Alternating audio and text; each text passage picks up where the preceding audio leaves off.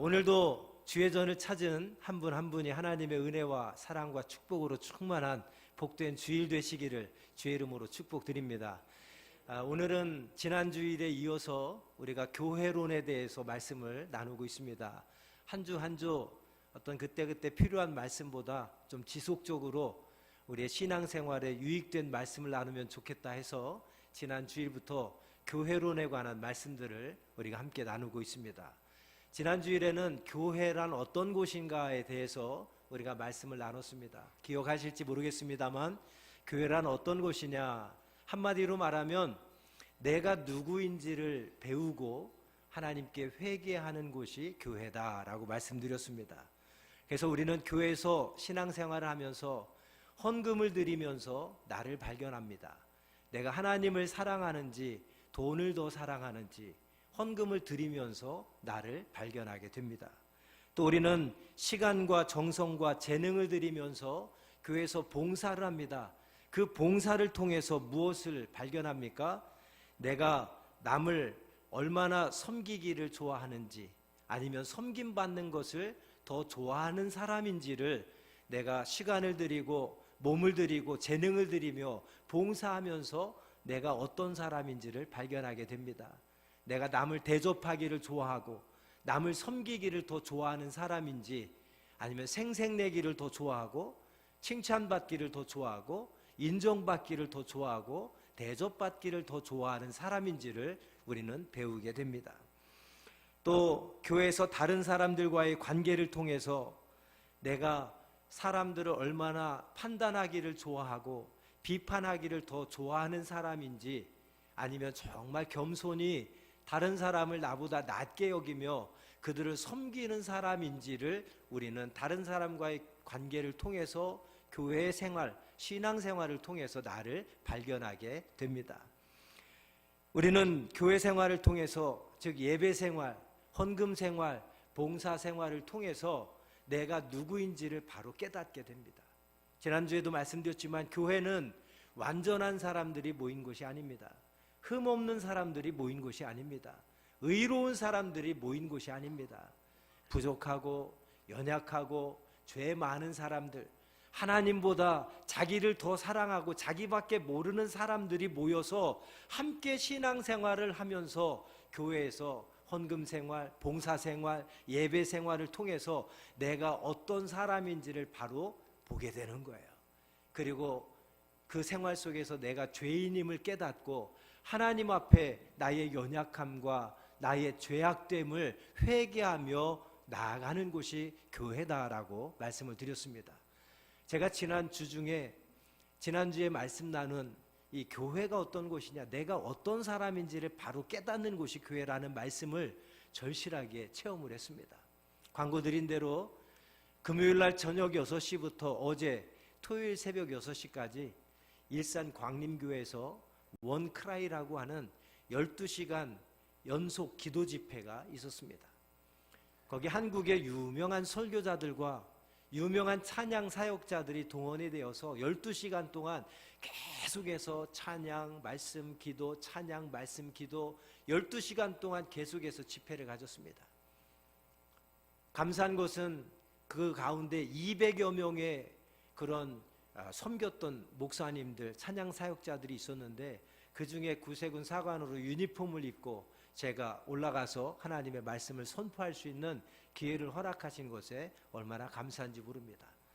더 감사한 것은 무엇이냐면은 제가 지난주에 드렸던 말씀을 이번 12시간 연속 기도 집회를 통해서 제가 철저하게 깨달았습니다. 뭔지 아십니까?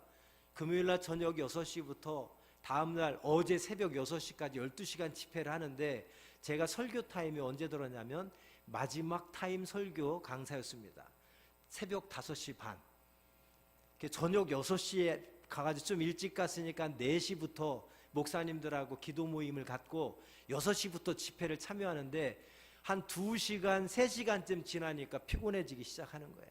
그래서 주변을 보니까 다른 목사님들은 아무도 오신 분이 없어요. 그래서 느낌이 저는 이번에 처음 참석하니까 자기 시간 되어가지고 그때 와서 자기 순서만 하고 가나보다 했습니다. 그러면서 오늘이 주일이니까 이 12시간 밤을 꼬박 새워야 되는데 밤을 꼬박 세워서 그 집회에 참석하면 제 컨디션이 완전히 무너질 것 같아요.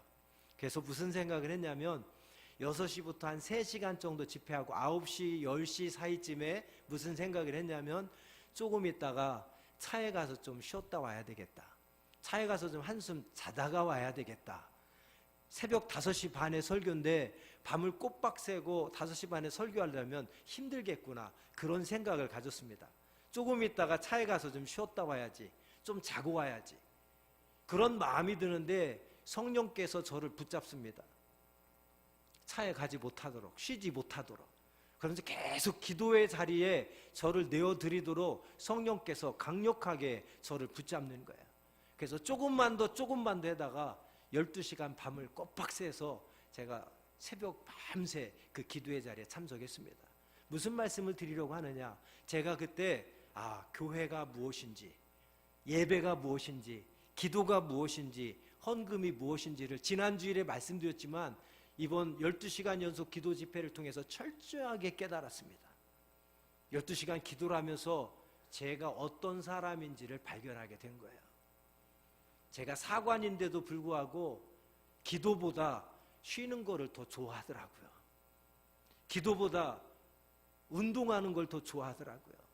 기도보다 취미 생활하는 걸 더 좋아하더라고요.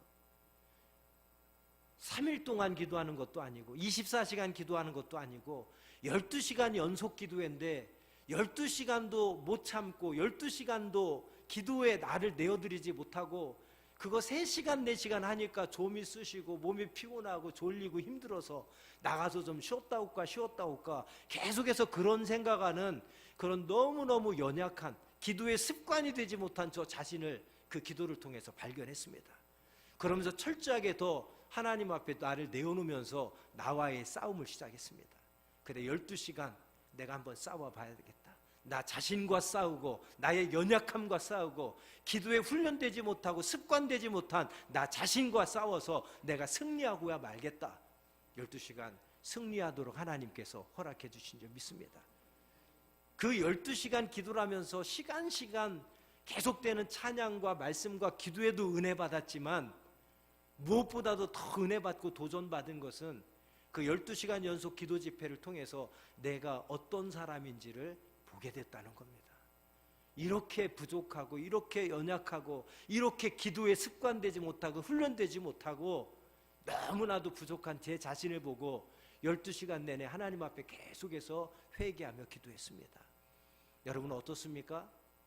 일주일에 한 번 어쩌면 이 주일날 나와서 11시부터 12시까지 길어야 12시 10분까지 예배드리는 이 1시간 10분도 혹시 그런 마음, 그런 생각으로 예배 드리는 분은 없습니까? 우리는 하나님을 사랑한다고, 하나님을 믿는다고 수없이 고백합니다. 그러나 정작 교회에 나와서 예배 드리는 내 모습을 통해서 우리는 무엇을 깨닫습니까? 1시간도 하나님 앞에 온전히 헌신하지 못하고 나를 드리지 못하고 1시간도 좀이 쑤셔서 예배가 길게 느껴져서 정말 집을 그리워하고 세상을 그리워하고 교회보다 더 재밌는 것 그리워하는 그런 우리의 모습은 아닙니까? 헌금을 드리면서도 우리는 나를 발견합니다. 돈을 얼마나 아까워하는지, 내가 입으로는 하나님을 사랑한다고 하나님을 믿는다고 수없이 고백하면서도 정작 하나님 앞에 헌금 드리는 것을 볼 때에 우리는 나 자신을 제대로 발견합니다. 내가 하나님을 더 사랑하는 사람인지 물질을 더 사랑하는 사람인지. 여러분 교회는 어떤 곳이냐? 지난 주일에는 교회의 본질에 대해서 우리가 말씀을 나눴습니다. 교회는 나의 부족함을, 내가 어떤 사람인지를 바로 보게 하시고 깨닫게 하셔서 그 부족함, 연약함을 하나님 앞에 내어드리고 회개하는 곳이 교회입니다. 오늘은 두 번째로 그러면 하나님께서 우리를 왜 교회로 부르셨는가에 대한 말씀을 함께 나누고자 합니다. 하나님께서는 우리를 왜 교회로 부르셨을까? 우리들의 신앙은 예수 믿으면 천국 간다고 합니다. 예수 믿으면 구원받는다고 합니다. 예수 믿으면 하나님의 자녀가 된다고 우리는 믿고 고백하고 말합니다. 그를 뒷받침하는 성경의 대표적인 구절들이 있죠. 우리가 잘 아는 말씀 로마서 10장 9절에 이렇게 말씀합니다. 내가 만일 내 입으로 예수를 주로 시인하며 또 하나님께서 그를 죽은 자 가운데서 살리신 것을 내 마음에 믿으면 구원을 얻으리라. 사도행전 16장 31절에 말씀합니다. 이르되 주 예수를 믿으라. 그리하면 너와 네 집이 구원을 얻으리라. 요한복음 3장 16절에 말씀합니다. 하나님이 세상을 이처럼 사랑하사 독생자를 주셨으니 이는 그를 믿는 자마다 멸망하지 않고 영생을 얻게 하려 하심이라. 우리가 잘 아는 이 말씀들의 공통점이 뭔지 아십니까? 그것은 예수 믿으면 구원 받는다고 하는 것입니다. 예수 믿으면 영생을 얻는다고 하는 말씀입니다. 그런데 여기에서 믿음의 책임적인 부분이 우리에게 있다는 사실을 우리는 말씀을 통해서 발견할 수 있습니다. 내가 믿으면 구원받고, 내가 믿으면 영생을 얻고, 내가 믿으면 하나님의 자녀가 된다고 합니다. 내가 믿으면입니다. 여기서 우리가 착각하기 쉬운 것이 무엇입니까? 구원의 전제 조건이 나에게 있다라고 착각하기가 쉽습니다. 왜요? 내가 믿으면이니까 나에게 모든 선택과 결단과 구원이, 내가 믿으면 나의 의지와 나의 결단과 나의 선택에 의해서 구원이 주어지는 것이라고 착각할 수가 있다는 사실입니다. 그러나 구원받는 것이 나의 결정이나 나의 의지나 나의 선택이 아니라 전혀 다른 쪽으로 주어지는 것이라는 사실을 뒷받침하는 대표적인 성경 구절이 있습니다. 바로 로마서 8장 9절 말씀입니다. 우리 한번 로마서 8장 9절 말씀 함께 읽어보겠습니다. 만일 너희 속에 하나님의 영이 거하시면 너희가 육신에 있지 아니하고 영에 있나니 누구든지 그리스도의 영이 없으면 그리스도의 사람이 아니라. 할렐루야. 너희 속에 하나님의 영이 거하시면 너희가 육신에 있지 아니하고 영에 있나니 누구든지 그리스도의 영이 없으면 그리스도의 사람이 아니라 그랬습니다. 무슨 말입니까? 구원 얻은 자들에게는 그 속에 그리스도의 영이 거하신다는 것입니다. 우리 안에 그리스도의 영이 거하지 않으면, 우리 안에 그리스도의 영이 없으면 우리는 구원받은 자가 아니라는 것입니다. 하나님의 백성이 아니라고 하는 말씀입니다.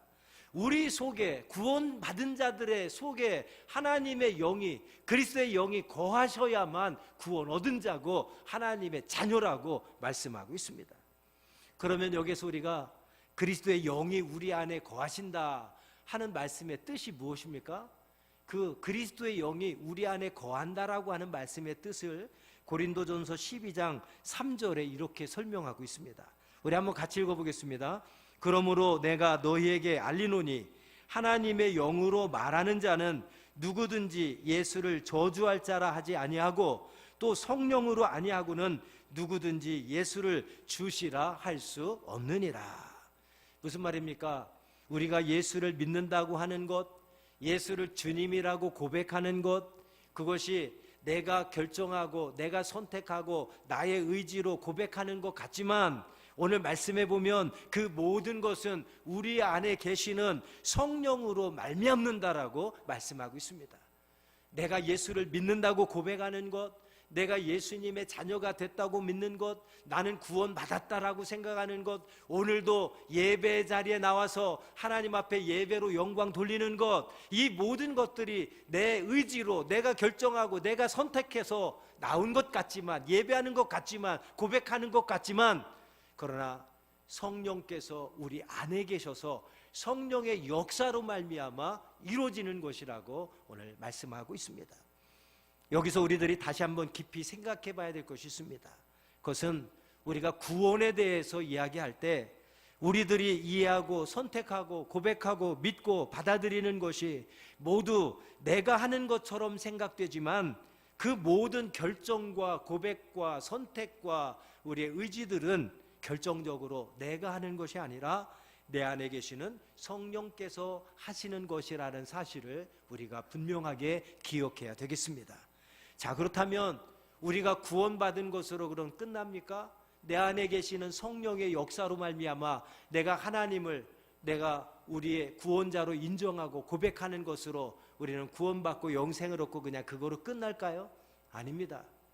구원받은 자들을 하나님은 교회로 부르십니다. 구원받은 자의 다음 단계를 하나님은 요청하고 있습니다. 그 요청이 무엇입니까? 에베소서 1장 17절부터 19절 말씀에 구원받은 자들에 대한 다음 단계가 무엇인지를 우리에게 가르쳐주고 있습니다. 에베소서 1장 17절에서 19절 말씀 우리 함께 읽겠습니다. 우리 주 예수 그리스도의 하나님 영광의 아버지께서 지혜와 계시의 영을 너희에게 주사 하나님을 알게 하시고 너희 마음의 눈을 밝히사 그의 부르심의 소망이 무엇이며 성도 안에서 그 기업의 영광의 풍성함이 무엇이며 그의 힘의 위력으로 역사하심을 따라 믿는 우리에게 베푸신 능력의 지극히 크심이 어떠한 것을 너희로 알게 하시기를 구하노라. 아멘. 무슨 말씀입니까? 구원받은 자들이 구원받은 것으로 그쳐서는 안 되고 구원받은 이후 다음 단계가 있다는 것을 우리에게 말씀해 주고 있습니다. 구원받은 자들이 다음 단계 무엇입니까? 오늘 두 가지를 요청하고 있습니다. 두 가지 중에 하나는 무엇입니까? 너희가 하나님이 어떤 분인지를 알기 원한다. 구원받은 것으로 끝나는 것이 아니라 하나님께서 구원받은 우리들을 교회로 부르신 첫 번째 목적은 이제 하나님이 어떤 분이신지를 더 깊이 더 자세하게 알기를 원하신다. 또 하나는 무엇입니까? 그리고 두 번째는 그 하나님이 우리들을 왜 구원해 주셨는지 그 이유를 알아야 된다 하는 것입니다. 정리합니다. 하나님은 우리를 구원해 주셨는데 구원받은 것으로 끝나는 것이 아니라 구원받은 우리들을 교회로 부르셨습니다. 우리를 교회로 부르신 두 가지 목적, 하나는 하나님이 어떤 분이신지를 더 깊이 알기를 원하고 더 자세히 알기를 원하신다라는 것. 그리고 두 번째는 하나님이 왜 우리를 구원해서 하나님의 자녀로 삼아 주셨는지 그 이유를 분명하게 알아야 된다는 것. 이 두 가지입니다. 여기서 하나님이 왜 우리를 구원했는지를 알기 원한다는 것은 하나님께서 우리를 구원하셔서 무엇하려고 하셨는가를 우리가 분명히 알아야 된다라고 하는 말씀입니다. 그것이 에베소서 1장 17절에서 19절, 그것이 바로 그의 부르심의 소망이다. 우리를 부르신, 우리를 구원하신 하나님의 소망이 바로 그것입니다. 구원받은 우리로 하여금 하나님이 왜 구원하셨는지 그 이유를 분명히 알아서 구원받은 자로서의 합당한 삶을 살도록 하기 위해서 우리를 구원하시고 교회로 부르셨다고 하는 사실입니다.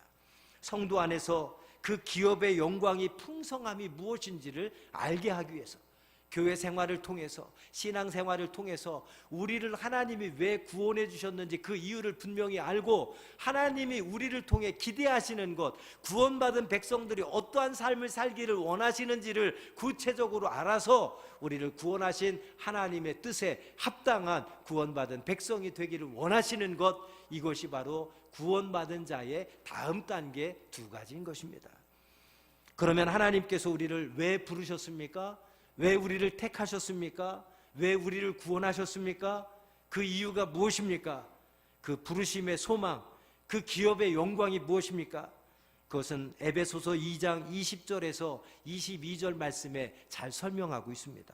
우리 한번 같이 읽어보겠습니다. 스크린 보시고요. 너희는 사도들과 선지자들의 터 위에 세우심을 입은 자라. 그리스도 예수께서 친히 모퉁이 돌이 되셨느니라. 그의 안에서 건물마다 서로 연결하여 주 안에서 성전이 되어가고 너희도 성령 안에서 하나님이 거하실 초소가 되기 위하여 그리스도 예수 안에서 함께 지어져 가느니라. 할렐루야. 함께 따라하겠습니다. 주 안에서 성전이 되어가고 성령 안에서 하나님의 거하실 초소가 되기 위하여 그리스도 예수 안에서 함께 지어져 가느니라. 우리를 교회로 부르신 목적입니다. 하나님을 더 깊이 알아가고 우리를 구원하신 이유가 무엇인지를 분명히 알아서 하나님이 이 일을 통해서 이루고자 하시는 뜻이 무엇인지를 분명하게 설명하고 있습니다. 그것이 무엇입니까? 한마디로 말하면 구원받은 백성을 교회로 부르신 목적은 우리가 한 사람 한 사람이, 구원받은 백성들 한 사람 한 사람이 하나님의 성전이 되게 하려 하심이라. 하나님이 성전이 되게 하기 위해서 우리를 구원하시고 교회로 부르셨습니다. 성전이 무엇입니까? 하나님의 집입니다. 하나님의 거하시는 장소입니다. 구약에서는 성전이 따로 있었지만 신약에 와서는 성전이 무엇입니까? 하나님을 모신 구원받은 백성들 한 사람 한 사람이 하나님의 거하시는 처소 성전인 줄로 믿습니다. 바로 그거예요. 우리를 구원하시고 교회로 부르신 목적은 하나님을 모시고 살아가는 성전이 되게 하기 위해서 우리를 구원하시고 교회로 부르셨다고 하는 사실입니다. 여기서 말하는 우리들을 구원하기 위하여 예수님께서 십자가에 못 박혀 죽으심으로 모퉁이 돌이 되셨다 했습니다. 예수님께서 모퉁이 돌이 되셨다. 왜 십자가에 못 박혀서 예수님이 모퉁이 돌이 되게 하셨습니까? 그 이유는 바로 우리가 하나님이 거하시는, 하나님을 모시고 살아가는 성전이 되고 그 성령 안에서 하나님의 거하실 거룩한 처소가 되게 하기 위해서 우리를 부르셨고 우리를 위해서 모퉁이 돌이 되어주셨다 말씀하고 있습니다. 여러분, 에베소서 2장 20절에서 22절 말씀에 가장 주목할 단어가 뭐냐? 예수 그리스도 안에서 함께 지어져 가느니라 하는 말씀입니다. 함께 지어져 가느니라. 무슨 말인지 이해가 되십니까? 함께 지어져 가느니라. 하나님께서 우리를 구원하시고 홀로 내버려 두지 아니하시고 교회로 부르신 목적은 우리가 그리스도 예수 안에서, 이 교회 안에서 함께 하나님의 거하시는 처소, 하나님을 모시고 살아가는 성전으로 함께 지어져 가게 하기 위해서 우리를 교회로 부르셨다고 하는 사실입니다. 쉽게 이해하도록 예를 들어 보겠습니다. 우리들이 애국에 대해서 한번 생각해 보겠습니다. 애국은 어느 나라 사람이건 국민이라면 자기 나라에 대한 기본적인 책임의식이 바로 애국입니다. 우리나라처럼 주변 국가들에게 시달림을 받았던 나라들은 이 애국이 1차적으로는 국가를 지키는 국방의 의무와 연결이 되어 있습니다. 외부의 적들로 나라를 지켜야 하기 때문에 애국 그러면 1차적으로 국방의 의무를 우리는 생각합니다. 그런데 우리가 잘 알겠습니다만 애국하는 것이 꼭 무기를 들고 국토를 방비하는 것만이 애국은 아닙니다. 그 위에도 여러 가지 애국하는 방법들이 있지 않습니까? 요즘에 제일 핫한 애국자가 누굽니까? 박항서 감독이 요즘에 국가적으로 가장 핫한 애국자인 것 같습니다. 축구를 통해서 베트남 축구 국가대표가 되어서 우리 역사적으로 베트남과 안 좋은 관계에 있었지만 축구라는 그런 스포츠를 통해서 베트남과 대한민국의 관계를 친밀하게 만드는 애국자 아닙니까? 우리가 꼭 무기를 들고 국토를 방위하는 것만이 애국이 아니라 조금 생각해 보면 애국하는 방법은 다양하게 많은 것 같습니다. 나라에 대한 특별한 우월감을 나타내기 위해서는 우리가 문화적으로나 정신적으로나 예술적인 것들을 통해서도 얼마든지 애국할 수가 있습니다. 그래서 나라의 존재감을 드러내고 나라의 국위를 선양할 수가 있는 것이죠. 그런 일들 중에서도 가장 보편적인 애국, 국민들 누구나 쉽게 할 수 있는 애국은 무엇입니까? 바로 나라의 국민으로서 기본적인 책임을 다하는 것이 여러분 가장 보편적인 애국이라고 저는 생각합니다. 즉 소시민으로서 소시민의 자리를 지키는 것이야말로 그 어떤 것보다 가장 중요한 애국이고 책임이라고 저는 생각합니다. 그런 일들이 뭐가 있습니까? 가장으로, 가족의 일원으로 가정을 지키는 것, 한 직장에서 자기가 맡은 일에 최선을 다하는 것, 나라의 국민으로서 내야 할 세금을 내면서 의무를 다하는 것, 가정을 지키고 자녀를 교육하고 자녀를 잘 양육하는 일에 최선을 다하는 것, 이런 모든 일들이 소시민으로서 국가에 애국하는 가장 보편적인 일들이라고 저는 생각합니다. 그런데 우리가 신앙의 문제에 있어서도 저는 동일하게 적용된다고 생각합니다. 우리는 신앙생활하는 것이 어떤 특별한 일을 통해서 자신의 믿음을 드러내는 것으로 자꾸 생각합니다. 그래서 어떤 특별한 일을 자꾸 생각하고 그런 특별한 일들에 열심을 내고 헌신을 하는 것을 좋아합니다. 그래서 많은 사람들이 뭔가 열심을 내고 특별한 일을 하면 내 믿음이 좋은 것처럼 생각합니다. 그리고 내가 구원받은 것처럼 생각합니다. 나는 구원받은 자녀구나, 구원받았구나. 그런데 신앙의 행위들에 있어서 우리가 어떤 특별한 것이나 특별한 열심을 내지 못하고 잘하고 있지 않은 것 같을 때는 내가 믿음이 없는 것처럼 생각이 되고, 내가 구원이 받은 건가? 구원이 내게서 떠나간 건 아닌가? 이런 생각을 자꾸 하게 되는 겁니다. 그럴 때마다 우리는 죄책감도 또 느끼게 됩니다. 그러나 분명한 것은 그렇지 않다는 사실입니다. 구원은 하나님의 은혜로 주어졌지만 구원받은 자는 하나님께서 거할 처소, 즉 하나님의 성전으로 함께 지어져 간다라고 말씀하고 있습니다. 그 말씀의 뜻은 무엇입니까? 내가 한순간에 믿음으로 말미암아 하나님의 은혜로 말미암아 구원받았지만, 구원받았다고 해서 한순간에 내가 완전한 사람이 되는 것은 아니라고 하는 사실입니다.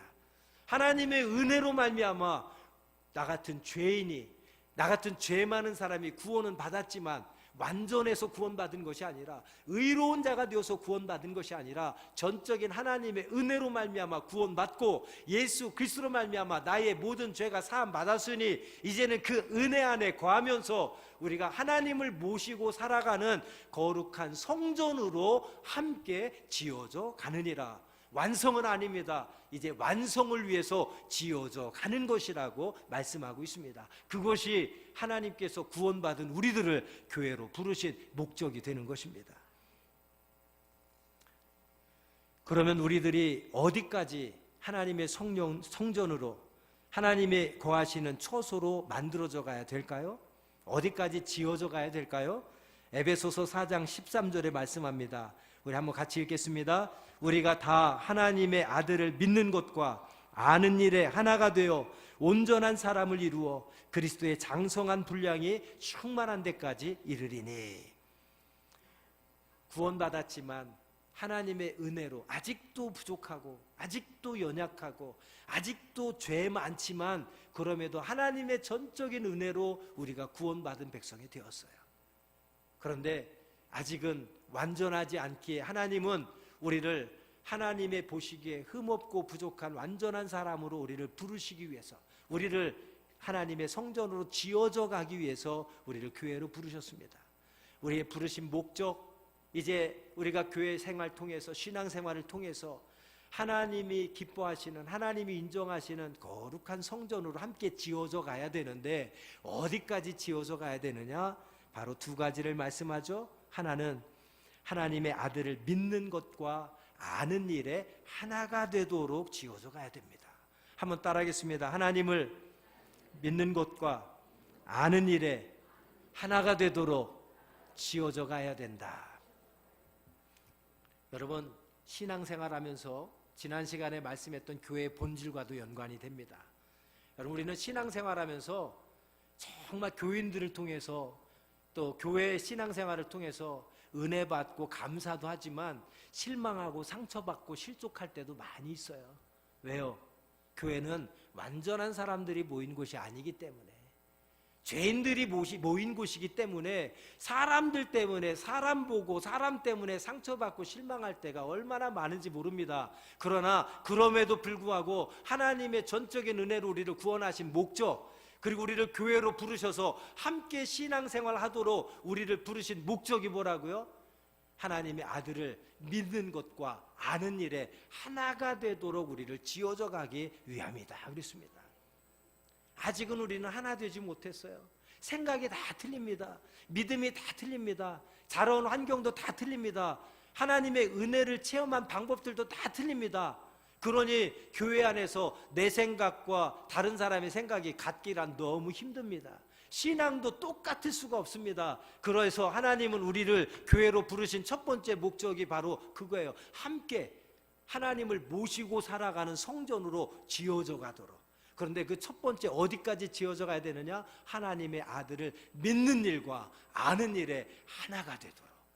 아직 하나가 되지 않았지만 교회 생활을 통해서 하나님을 모시고 살아가는 성전이 될 때, 나의 마음과 나의 생각 속에 하나님을 모시고 살아가는 내가 하나님의 성전이 될 때에 지금은 다르지만 저 사람과 내가, 다른 성도들과 내가 하나님을 아는 일에, 그리고 하나님을 믿는 일에 하나로 지어져 가는 것입니다. 두 번째는 우리를 구원하시고 교회로 부르신 또 다른 이유가 뭐라고 했습니까? 그리스도의 장성한 분량이 충만한 데까지 우리 믿음이 이르게 되기 위해서 부르셨다. 쉽게 말하면 우리의 믿음이 자라도록, 어디까지? 그리스도의 장성한 분량에 이르기까지. 어린아이와 같은 신앙에 머물러서 맨날 분유만 먹는 신앙이 아니라 단단한 음식물도 먹을 수 있는 믿음이 성숙한 신앙, 그리스도의 장성한 분량에 이를 때까지 우리를 자라게 하기 위해서 하나님은 우리를 교회로 부르셨다고 하는 말씀입니다. 분명히 기억하십시오. 우리가 완전해서가 아닙니다. 우리가 흠없어서 의로워서가 아닙니다. 구원받았지만, 하나님의 은혜로 구원받았지만 아직도 연약하고 아직도 부족하고 아직도 죄가 많은 존재이기 때문에 하나님은 그러한 우리들을 교회로 부르셔서 우리의 마음과 우리의 생각에 하나님을 모시고 살아가는 하나님의 성전으로 함께 지어져 가게 하기 위해서 우리를 교회로 부르셨습니다. 그래서 함께 지어져 가면서 하나님을 아는 일에, 그리고 믿는 일에 우리가 장성한 믿음의 분량이 이르게 하기 위해서 우리를 함께 지어져 가도록 만들기 위해서 교회를 부르셨다고 하는 사실입니다. 여기서 우리들이 깊이 생각해야 될 것이 있습니다. 사람들은 자꾸 큰 일에 관심 갖습니다. 큰 일을 하려고 한다는 것입니다. 교회 안에서도 신앙생활 하면서도 나는 뭐 큰 일도 못 하는데, 나는 제대로 봉사도 못 하는데, 여러분 그런 생각 갖지 마십시오. 내가 큰 일을 해서 뭔가 특별한 일을 감당해서 더 의로워지는 것이 아닙니다. 하나님이 더 기뻐하시는 것이 아닙니다. 성경은 언제나 우리에게 큰 일에 대해서 말하지 않습니다. 작은 일에 대해서 말씀합니다. 오늘 본문에서도 우리에게 작은 일에 대해서 말씀하고 있지 않습니까? 네가 지극히 작은 자에게 한 것이 곧 내게 한 것이다 라고 예수님은 말씀하고 있습니다. 네가 작은 일에 충성하면 내가 더 큰 것을 너에게 맡기겠다고 말씀하고 있습니다. 우리는 자꾸 특별한 것, 우리는 자꾸 큰 것 생각하면서 그것을 내가 감당해야만 믿음이 좋고 의로워지고 하나님께 인정받고 하나님의 기쁨 된다고 생각합니다. 그러나 아닙니다. 물론 큰 일을 맡아서, 특별한 일을 맡아서 하나님께 영광 돌리는 것도 하나님 기뻐하시지만 그것보다 더 중요한 것, 더 기본적인 것이 있는데 그것이 뭐냐? 아까 애국에 대해서도 말씀드린 것처럼 하나님의 자녀로서 우리에게 맡겨진 지극히 작은 일들 하나하나에 우리가 책임지고 그 일을 잘 감당하는 것이 하나님의 구원받은 백성으로 마땅히 행할 일들인 줄로 믿습니다. 그것이 하나님을 기쁘게 하는 가장 기본적인 일임을 여러분 기억하시기를 바랍니다. 그래서 큰 일, 특별한 일에 관심 갖지 마시고 아주 작은 일, 지극히 작은 일, 내가 맡겨진 것, 내가 해야 될 것, 그것에만 충성하는 여러분들 되시기를 주님의 이름으로 부탁드립니다. 그리고 마지막 생각해 볼 것, 하나님께서는 이 일을 위하여 우리들이 믿는 것과 아는 것에 하나가 되어 우리의 믿음과 지식이 점점 자라서 그리스도의 장성한 분량에 이르게 하기 위함이다 그랬습니다. 여러분, 그런데 우리의 믿음이 점점 자라고 점점 성장하도록 하나님께서 우리를 돕기 위해서 우리에게 주신 선물이 있어요. 그게 뭔지 아십니까? 하나님을 아는 것과 하나님의 아들을 아는 것과 믿는 일에 하나가 되고 그리스도의 장성한 분량에 이르기까지 우리의 믿음이 계속해서 자라게 하시도록 하나님 우리에게 선물을 주셨습니다. 두 가지의 선물을 주셨어요. 그 선물이 뭡니까? 직분과 은사라는 것입니다. 에베소서 4장 11절과 12절에 말씀합니다. 우리 스크린 보고 한번 같이 읽겠습니다. 그가 어떤 사람은 사도로, 어떤 사람은 선지자로, 어떤 사람은 복음 전하는 자로, 어떤 사람은 목사와 교사로 삼으셨으니 이는 성도를 온전하게 하여 봉사의 일을 하게 하며 그리스도의 몸을 세우려 하심이라. 직분이라는 선물을 우리에게 주신 거예요. 어떤 사람은 사도로, 어떤 사람은 선지자로, 어떤 사람은 복음 전하는 자로, 어떤 사람은 목사로, 어떤 사람은 교사로 우리를 세우셨다. 하나님이 우리를 구원하시고 구원받은 채로 내버려 두신 것이 아니라 구원받은 우리들을 교회로 부르셨습니다. 그리고 부르셔서 하나님이 기대하시는 것은 하나님을 아는 것, 믿는 것에 하나가 되고 우리의 믿음이 그리스도의 장성한 분량에 이르기까지 하나님을 모시고 살아가는 성전으로 함께 지어져 가도록 교회로 부르셨는데, 그 일에 우리가 어떻게 하나님의 성전으로 지어져 갈 수 있고 믿음이 잘 자랄 수 있느냐? 그것을 위해서 하나님 우리에게 주신 선물 중에 하나가 직분입니다. 어떤 사람은 사도로, 어떤 사람은 선지자로, 어떤 사람은 복음 전하는 자로, 어떤 사람은 목사로, 어떤 사람은 교사로.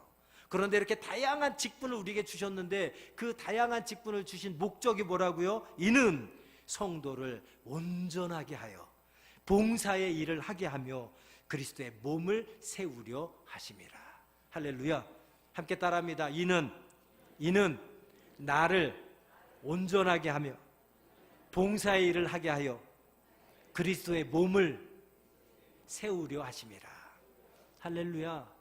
여러분, 하나님께서 우리에게 다양한 직분을 주신 목적은 그 직분을 가지고 충성하고 헌신하고 수고하고 봉사하면서 자랑하라고 주신 게 아니에요. 생색내라고 주신 게 아닙니다. 인정받으라고 주신 게 아닙니다. 여러분, 직분을 우리에게 주신 목적은 직분을 통해서 1차적으로는 내가 온전해지는 것입니다. 내가 온전해지는 거예요. 직분을 통해서. 아까도 말씀드렸습니다만 직분을 감당하면서 내가 어떤 사람인지를 보게 되는 거예요. 직분을 감당하면서 내가 아직도 얼마나 부족하고 얼마나 연약하고 얼마나 죄 많은 사람인지를 보게 되는 거예요. 그러면서 하나님 앞에 손들고 나아가는 겁니다. 나는 이 직분 맡을 자격이 하나도 없지만, 나는 아직도 직분 맡을 자질이 하나도 없지만 하나님께서 내게 이런 귀한 직분 맡겨주셨사오니 하나님을 더 의지하고 내 힘과 능력으로가 아니라 하나님 주신 힘으로, 하나님 주신 능력으로 감당하길 원합니다. 하나님 의지하고 하나님 매달리면서 하나님의 힘과 하나님의 도움으로 직분을 감당하면서 어떠한 일이 벌어집니까? 내가 조금씩 온전한 하나님의 자녀로 성장해 가는 겁니다.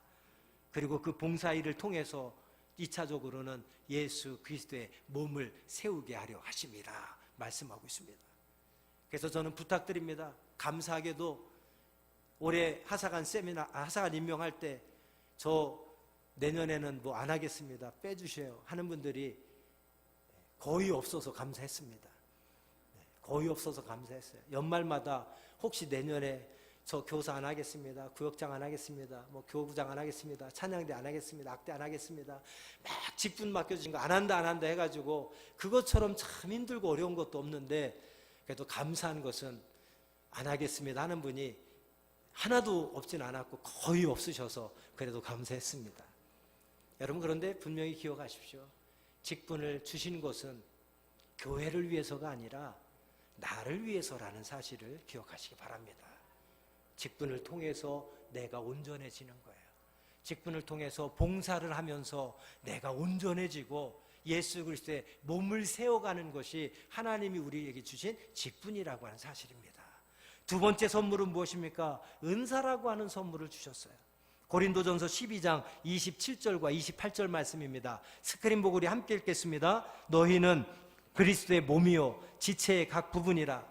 하나님이 교회 중에 몇을 세우셨으니 첫째는 사도요, 둘째는 선지자요, 셋째는 교사요, 그 다음은 능력을 행하는 자요, 그 다음은 병 고치는 은사와 서로 돕는 것과 다스리는 것과 각종 방언을 말하는 것이라. 무슨 말입니까? 하나님께서 우리에게 은사도 선물로 주셨다. 다양한 선물을 주셨는데 그 은사를 주신 목적은 무엇입니까? 두 가지입니다. 첫 번째는 자라남을 위해서, 은사를 통해서 우리가 신앙 안에서 더 자라나길 위해서고, 두 번째는 모두의 유익을 위해서 주셨습니다. 교회의 덕을 세우고 다른 성도들에게 덕을 세우고 유익을 주게 하기 위해서 우리에게 은사를 주셨습니다. 여러분, 이것은 서로의 유익을 위한 것이지 어떤 우열, 누가 높고 누가 낮고 계열이나 계급이나 서열을 정하기 위해서 준 것이 아니라는 사실을 기억하시기 바랍니다. 혹이라도 하나님께서 내게 주신 은사들을 계급으로 생각하고 내가 저 사람보다 더 잘났어, 내가 더 믿음이 좋아, 하나님이 더 나를 사랑하시나 봐, 이렇게 생각하신다면 여러분 잘못 생각하는 겁니다. 하나님이 우리에게 은사를 주신 것은 교회의 덕을 세우기 위함이고 모든 성도들에게, 모든 사람들에게 유익을 주기 위해서 내게 은사를 주셨다. 말씀을 맺겠습니다. 에베소서 5장 25절에서 27절까지 말씀입니다. 함께 읽겠습니다. 남편들아, 아내 사랑하기를 그리스도께서 교회를 사랑하시고 그 교회를 위하여 자신을 주심같이 하라. 이는 곧 물로 씻어 말씀으로 깨끗하게 하사 거룩하게 하시고 자기 앞에 영광스러운 교회로 세우사 티나 주름 잡힌 것이나 이런 것들이 없이 거룩하고 흠이 없게 하려 하심이라. 아멘. 여러분, 하나님께서 교회에 대해서, 성도들에 대해서, 구원받은 자들에서 우리에게 가르침을 주실 때는 이 부부관계에 대해서 예를 잘 들고 있습니다. 부부는 어떤 사람입니까? 사랑해서 만난 사람입니다. 사랑해서 결혼한 사람입니다. 그런데 함께 살다 보면 속았다는 것을 알게 됩니다. 그럴 줄 몰랐다며 실망합니다. 여기가 재밌는 부분입니다. 그렇게 뜨겁게 사랑하고 물불 안 가려서 사랑해서 결혼했는데 그럴 줄 몰랐다고, 내가 속은 것 같다고 하는 것이 결혼이라고 하는 사실입니다. 왜 그렇습니까? 결혼하기 전에는 이 사람하고 살면 정말 행복할 것이라고 생각했고, 이 사람하고 살면 정말 내가 행복하게 해줘야 되겠다는 생각을 가지고 결혼을 했는데, 결혼을 하고 함께 살다 보니까 언제나 상대방이 내 짐을 들어주는 것이 아니라 자꾸 나보고 짐을 지라고 갖다 주니까 싫어지는 거예요. 힘들어지는 거예요. 실망하게 되는 것입니다. 그 여러 가지 짐들 중에 가장 큰 짐이 무엇입니까? 고집과 고집의 충돌입니다. 아침 가지고 싸웁니다. 누구는 밥 먹자, 누구는 빵 먹자. 빨래 가지고 싸웁니다. 일주일에 한 번 몰아서 하자. 매일매일 조금씩 하자. 청소 가지고 싸웁니다. 내가 밥하고 애들 다 돌봐주는데 설거지라도 당신이 해야지. 남자가 무슨 설거지를 하느냐. 설거지는 여자의 몫이다. 쓰레기 내놓은 것 가지고 싸웁니다. 그래도 내가 다 하니까 쓰레기 내놓는 것은 남자가 좀 해야지. 옆집을 봐. 남자 쓰레기 봉투 들고 나가는 집 하나도 없어. 비누와 칫솔과 치약, 위치 가지고 싸줍니다. 우리가 싸운 거 보면 정말 아무것도 아닌 거 가지고, 내가 이 사람 정말 사랑하는 거 맞나 싶을 정도로 아무것도 아닌 거 가지고 싸웁니다.